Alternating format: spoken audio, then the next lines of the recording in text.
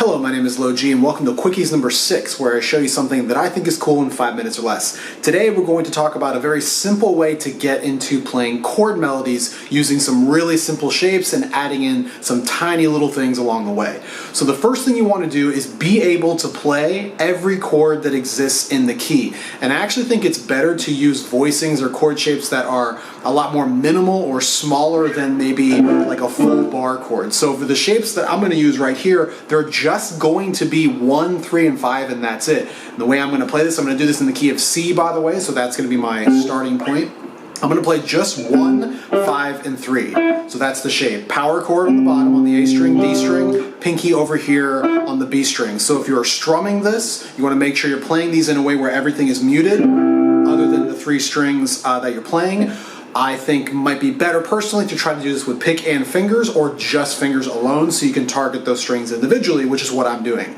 So pick is on the A string all the time, middle finger's on the D string all the time, ring finger is on the B string all the time. And I play like that, pick and fingers at the same time. Of course, you can also just do this straight finger style, however you want. So once you have that voicing, then you just simply run through all the chords that exist in that key. So the 1 chord is major, 2 chord, up a whole step, minor. So the shape is identical in the 1 and the 5, but the 3, which was on the B string, is simply back a fret. That's the 2 chord minor, 3 chord minor as well.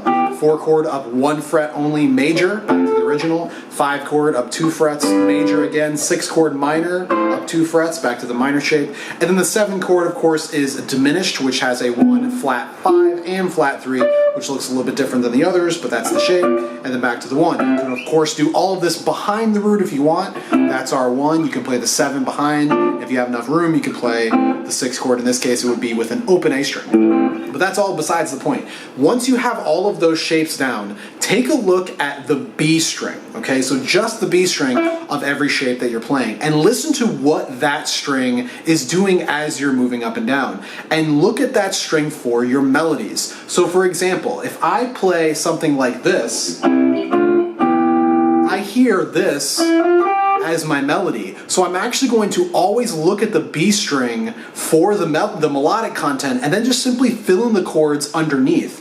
So if I want to play a melody like this, right, just on the B string, I'm going to fill in the chords that would have those notes as their top third. So this becomes this.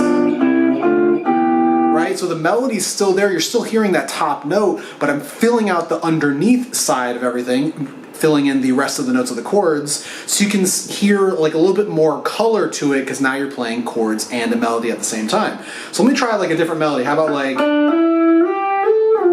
something like that, where I'm moving around a little bit. So that would be this. Right? Immediately that melody's still there, but it sounds a little bit fuller because now you're hearing it in context of the rest of the chords. So again, right?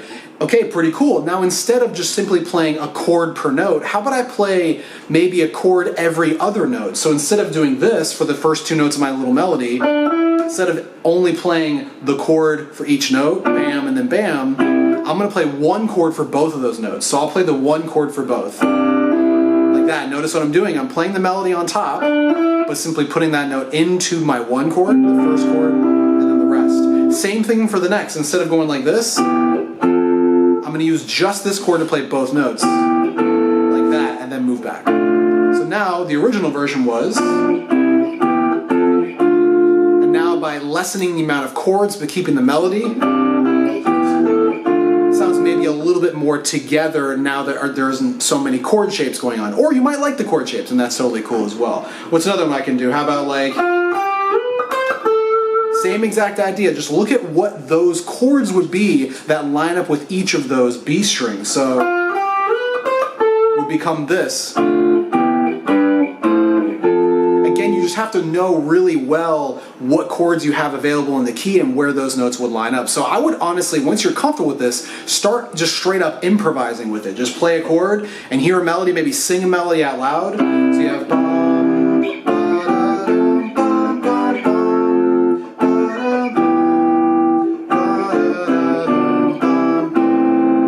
singing a melody that I'm hearing and following the B string for that melody and then just filling out the rest of the chords underneath. So you can do a lot of really cool stuff with this, adding in extra notes, like instead of just only playing one note per chord, you can of course allow yourself to play 2 notes like I just mentioned, like that, or 3 notes, right? And the cool thing about these shapes, the top note, the B string, is always the 3rd. So if you were to play a note ahead of that B string, it's always going to be that chord's 4. Like that's me going 3, 4 on top, and then it's the next chord's 3, 4, 3, 4, 3, 4.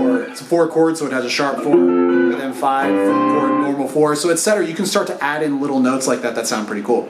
Then again, you can take it to the next level. Instead of only playing triads, 1, 5, and 3, keep the chord thin, but add in a different note. So how about 1, 7, 3 for everything? So now for all of these chords, I'm going to play 1, 7, 3 for each one.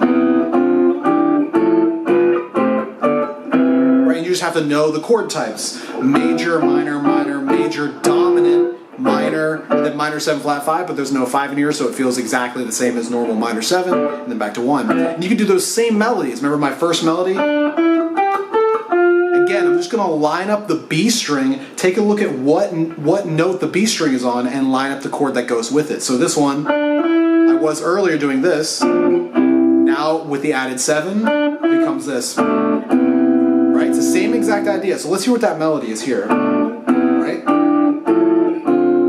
The same exact thing I played earlier, now with the voicing with a 7 instead of a 5. Here's the original. Here it is with the 7s. Play that one more time. Another cool thing with these chords is you can kind of slide them around, which is kind of cool.